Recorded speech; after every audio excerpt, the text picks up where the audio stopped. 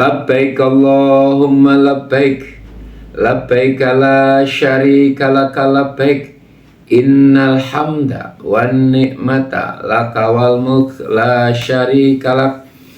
Sahabat-sahabat surgaku, calon-calon dan alumnus jamaah haji dan umroh, Allahumma amin. Calon-calon ahlul jannah insyaallah, Allahumma amin. Bagaimana kabarnya? Sehat-sehat ya? Alhamdulillah. Sehat itu mahal, tidak sehat jauh lebih mahal. Sahabat-sahabat surgaku, dalam rangka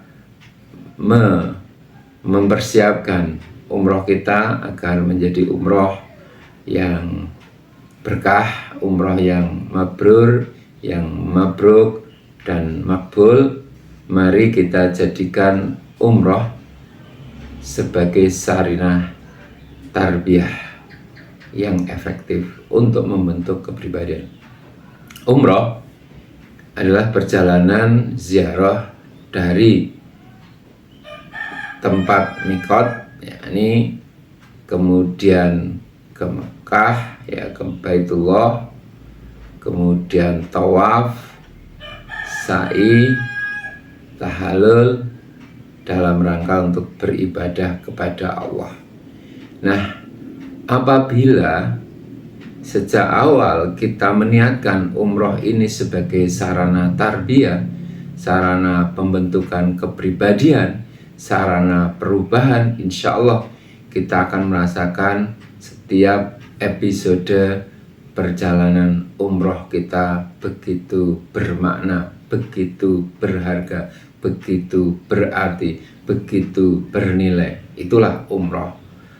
Di dalam umroh kita dididik untuk memakai pakaian ihram. Ihram menunjukkan ketaatan, menunjukkan kesiapan, menunjukkan kepatuhan, menunjukkan ketundukan, menunjukkan kepasrahan. Karena saat seseorang memakai pakaian ihram, dia sesungguhnya sedang bersiap memenuhi panggilan Allah, yakni panggilan yang terakhir dalam kehidupan seorang berupa panggilan kematian. Dengan pakaian ihram tersebut, kita merasakan begitu dekatnya dengan Allah Subhanahu wa Ta'ala, begitu tergantungnya kita dengan Allah, begitu kita sangat-sangat perlu mendapatkan pertolongan Allah, memohon rahmatnya, memohon ridhonya, agar kita terhindar dari kesyirikan, agar kita terhindar dari berbagai macam keburukan. Nah, inilah makanya saat memakai pakaian ihram, layaknya kita sudah siap menghadap Allah Subhanahu wa Ta'ala, karena hanya dua pakaian itulah yang nanti kita bawa saat mati kita, yakni kain kafan dan tentunya amal-amal kita.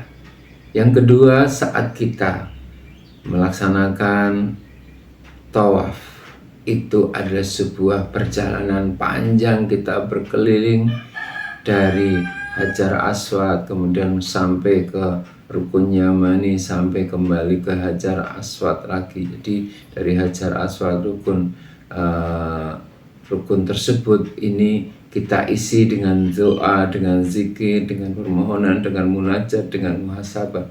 Ini sesungguhnya menggambarkan bahwa hidup kita adalah alladzina yazkurunallaha qiyaman wa qu'udan wa ala junubihim.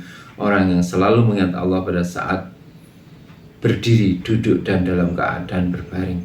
Nah, di akhir perjalanan dalam tawaf kita disuruh untuk membaca Rabbana atina fid dunya hasanah wa fil akhirati hasanatan wa qina adzabannar. Itulah ultimate goal kita, kehidupan bahagia di dunia, kehidupan bahagia di akhirat, dan dijauhkan kita dari siksa api neraka. Faman zuhziha 'anil nar wa udkhilal jannah faqad faz. Kemudian setelah kita tawaf, kita disunahkan untuk sholat 2 rakaat. Kita mengisi dari perjalanan demi perjalanan, kita isi jeda berupa salat. Ya Bilal arihna bis salat. Itulah seruan Rasulullah kepada Bilal bin Rabah. Ya Bilal arihna bis salat. Wahai Bilal, istirahatkanlah kami dengan salat. Masya Allah. Jadi sekian lama perjalanan kita isi sela-selanya, jeda-jedanya dengan salat. Itulah saat istirahat terbaik. Fa idza faragta fansab wa ila rabbika farghab. Nah, wa ila rabbika farghab inilah salat kita yang selalu kita jadikan sebagai sarana kita untuk memperkuat kembali ma'nawiyah kita, rohaniyah kita. Nah, setelah kita tawaf, kita melaksanakan sa'i, berlari-lari kecil dari Safa ke Marwah.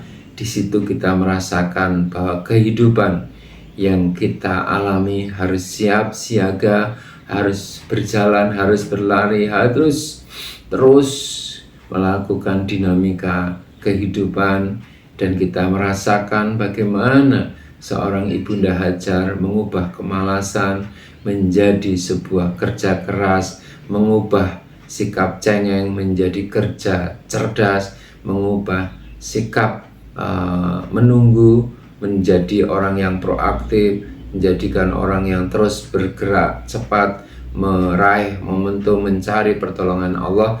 Akhirnya dihadirkan saat itu air Zam-Zam. Masya Allah, Masya Allah, Masya Allah. Inilah perjalanan umroh yang nanti akan menghadirkan kedekatan kita kepada Allah, kepada orang-orang pilihan Allah, keluarga terpilih, yakni keluarganya Nabi Ibrahim. Kemudian saat kita selesai melaksanakan ibadah sa'i, kita tahallul. Artinya apa? Kita taat, kita sami'na wa ata'na, kita tunduk patuh kepada Allah. Disuruh apapun kita mau, karena kita sesungguhnya hidup hanyalah untuk ibadah. Inna salati wa nusuki wa mahyaya wa mamati lillahi rabbil alamin. Sesungguhnya salatku, ibadahku, hidupku, matiku hanyalah untuk Allah Rabb semesta alam. Nah, manakala ini kita rasakan, kita maknai, Masya Allah, Masya Allah, ini nanti sebulan kita dari umroh, insya Allah kita akan merasakan perubahan. Bahkan di sana, di Madinah, di Mekah, sesungguhnya kita sudah akan merasakan perubahan itu, perubahan spiritualitas kita.